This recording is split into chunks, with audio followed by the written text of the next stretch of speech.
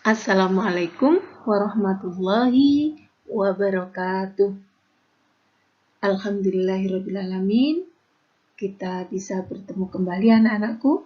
Walaupun kita tidak bisa bertatap muka, tapi Ustazah berharap kalian beserta keluarga dalam keadaan sehat dan selalu dilindungi Allah Subhanahu wa Ta'ala. Anak-anakku, pesan Ustazah selalu tetaplah semangat untuk belajar dari rumah dan selalu berdoa agar kita bisa segera kembali bertatap muka belajar bersama di sekolah. Oke anak-anakku, sebelum kita mulai materi kita hari ini, seperti biasanya, marilah kita awali kegiatan kita hari ini dengan bacaan basmalah. Bismillahirrohmanirrohim.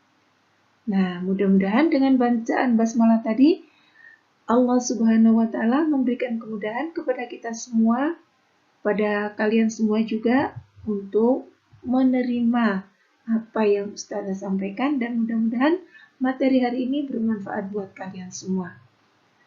Selanjutnya anak-anakku, hari ini kita akan belajar tema 4 pada materi Bahasa Indonesia mengenai unsur intrinsik. Nah, apa unsur intrinsik? Marilah kalian ikuti penjelasan Ustazah berikut ini.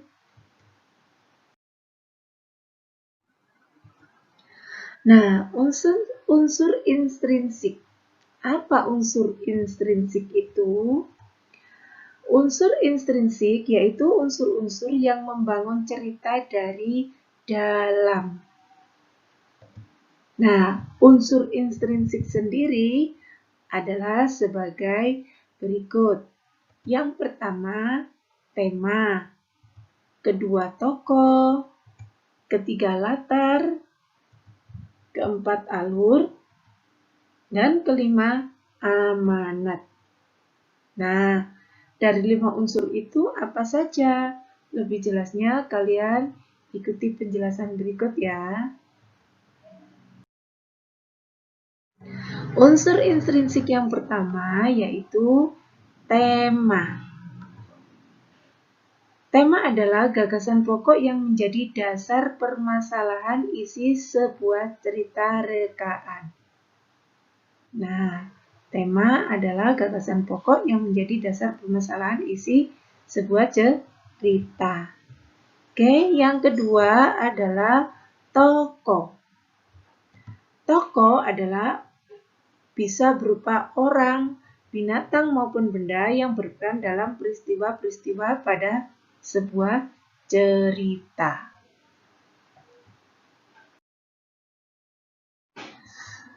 Unsur intrinsik yang ketiga adalah latar. Latar yaitu segala petunjuk, baik keterangan yang berkaitan dengan ruang, waktu, suasana, dan situasi yang terjadi pada cerita.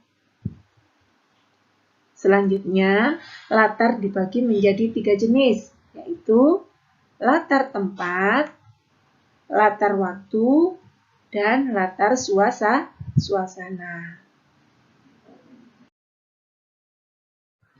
Kemudian unsur intrinsik yang keempat adalah pesan atau amanat, yaitu pesan moral yang ingin disampaikan pengarang melalui sebuah cerita. Yang terakhir adalah alur cerita. Alur cerita adalah rangkaian peristiwa dalam cerita yang tersusun dalam hubungan sebab akibat. Nah, itulah unsur intrinsik beserta penjelasannya. Kemudian Ustazah akan sajikan contoh unsur cerita petani yang baik hati. Pada halaman 65, unsur intrinsiknya akan kita urai sebagai berikut. Yang pertama, tema. Temanya petani yang baik hati. Unsur yang kedua, latar tempat, berada di desa. Unsur yang ketiga, latar suasananya mengharukan.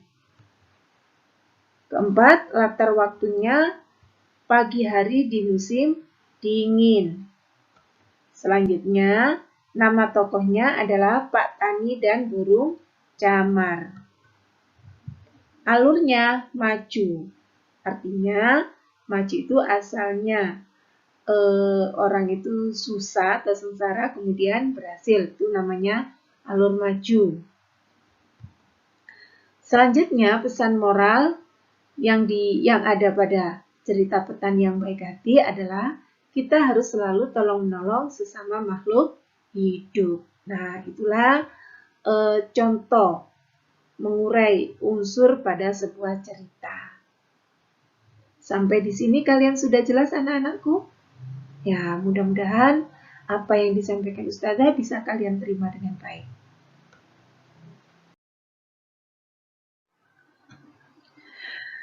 Alhamdulillahirrabbilalamin.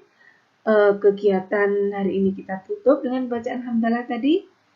Akhirnya, Ustazah ucapkan tetap semangat, rajin sholat dan tetap rajin mengaji juga, selalu bantu orang tua, dan Ustazah juga ucapkan terima kasih. Assalamualaikum warahmatullahi wabarakatuh.